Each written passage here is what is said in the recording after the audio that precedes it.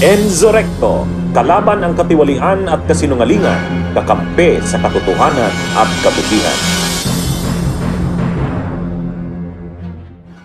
Attorney Salvador, magandang hapon ulit. Magandang Thanks for joining hapon. us today. Magandang hapon. Alright. Bago nag-break to, nasaksihan natin yung 2 rounds ng pagtatanong ng mga senator judges. Pero bago nun, ang defense hindi na nag-cross-examine. Bakit po kaya? Ano yan, Lagi natin sinasabi na ang cross-examination ay oportunidad ng depensa para questionin, suriin ang mga ebidensya na inilatag ng prosecution. Ngayon, ang tanong ng nakararami is, bakit hindi sila nag-cross-examine?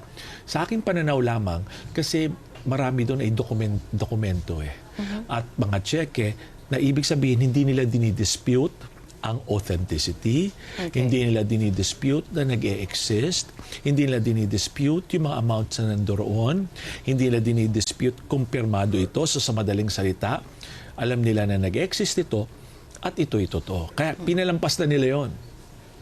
So, Pero yung itong article na to, misuse of confidential funds. Yes. So kung meron man silang questionin Yes. sa kalaunan, ano ang pupunteryahin kaya nila? Ng depensa. Oo. Ang tingin ko dyan, sa ngayon nakikita nyo muna yung sa land bank na anggulo.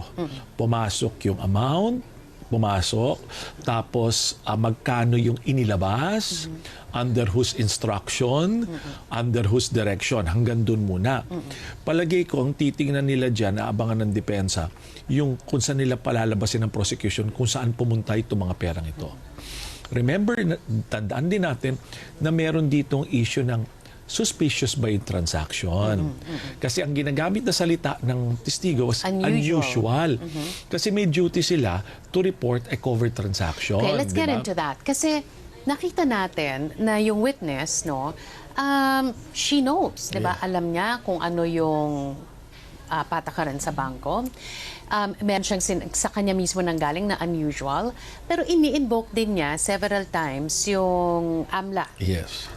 Pero sabi naman ng mga ibang senator judges, wala naman silang tinatanong na hindi niya pwedeng sabihin. Pero anong pagkakaiba? Ano ang pinoproteksyonan ni Miss Constantino nung siya ay sumalang sa witness stand? Palagay kong iniingatan niya makapagsalita ng hindi actual, yung descriptive or accurate dun sa pangyayaring nakita niya.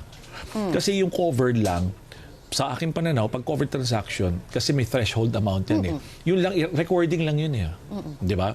Yung suspicious kasi, transaction naman, ano yun? Hindi lang yun sa amount, kundi behavior. Gaano kadalas. Di ba? Ang intention ba, maaring mababa doon sa threshold. Pero ang dalas. Di ba? Pero ito nga, mataas na yung amount, di ba? Tapos, cash ito, ang wording niya, was unusual, di ba? Na ang tanong, dapat ba ni-report yon na suspicious? Oo, diba? kasi tama ba na pagtitingnan naman yung batas, hindi exempted ang government? Dapat. Hindi exempted ang government transactions. Palagi ko, ang tingin nila dito, dahil nga ang madalas nakadeal ng land bank ay government agencies, di ba? Sa aking personal na observation, baka ang tingin nila kasi this is in the ordinary course of the activity. Not yung amounts, no? Pero may dealing sila. Alam nila nag-exist yung entity. Alam nila na ahensya ng pamahalaan, di ba? At may authority. So baka inassume nila regular course, di ba? Of business ito. Pero kaya nga lang, babalik ka pa rin doon sa amount, gaano kalaki, at yung cash ito. Okay. May punto na sinabi niya sa pagka-question ni Senator Bam, Senator Risa, even Senator Erwin Tulfo na yes, unusual. Okay, Yes. klaro. Yes. But she didn't go as far as saying that she did or did not report. Yes. Nung bandang huli, ang sinabi niya, compliant. So, do we take that to mean that they did report it? Sa tingin ko, kung yung the fact lang na yung amounts lumabas, ni-report nila yon. Pero ang tingin ko rin, nag-iingat siya at this point in time. Kasi ito, magiging matter of discussion rin dun sa huling artikulo. Siguro, ang tingin niya, ang supina nyo naman sa akin, ay mag-testify, merong relevancy, tapos kung ano lang yung coverage ng testimonya ko, di ba, ng supina, doon lamang ako. Kasi baka, sa tingin ko, siyempre may nag-advise na abogado rin dyan. Baka kasi mag-exceed siya naman exposed. Kasi may liability ka pag nag-disclose ka ng confidential information, lalo na sa records na bangko, di ba? So palagi ko nag-iingat siya sa aspeto na yun. Pero ngayon, alam na natin yung amount, di ba? Alam rin natin na unusual, which now borders, unusual ba yan o suspicious na dapat ni-report nyo? Andun na tayo ngayon. Yung presumption of regularity, Yes. pag-usapan natin yan. Kasi Land Bank, alam naman na iba-iba yung ahensya ng gobyerno na nagtatransact to that. Pag ganitong kalaki kasi, kahit ano pang amount yan, di ba? Pag inisip mo kasi, hindi, gobyerno naman yan. Yes. Okay na yan.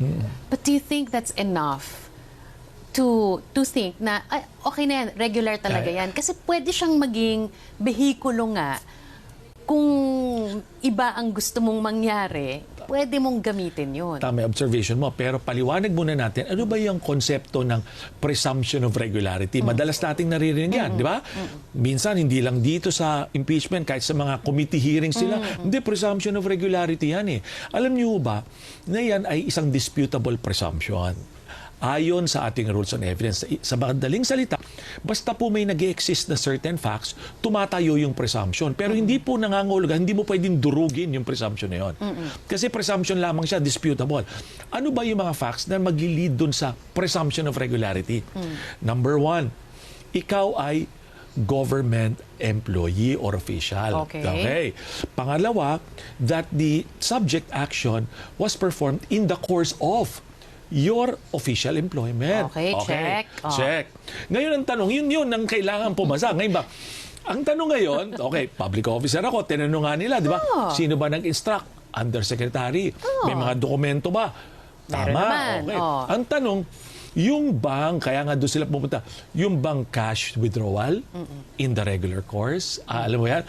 Yan ba ay kasama sa katungkulan kahit sa finance office ng isang Office of the Vice President or dapat pag ginagawa o dapat ba hindi nirelease kagad ng Land Bank of the Philippines yun dahil malaking cash tapos sabi nga nila unusual, di ba? So doon pumapasok yun, doon ka maninimbang doon sa dalawang facts na yun kasi yun na nag-give rise sa presumption of regularity. Kaya importante yung tanong ni Senator Ping Lacson. Kasi tumindig siya kanina at nagtanong, meron bang witness na eksperto sa pag-handle ng intelligence funds? Yes. Kasi pag pinasukan mo ng ganon, di mas magkakaroon ng buong picture siguro, 'di ba? Na ay teka parang lumilihis.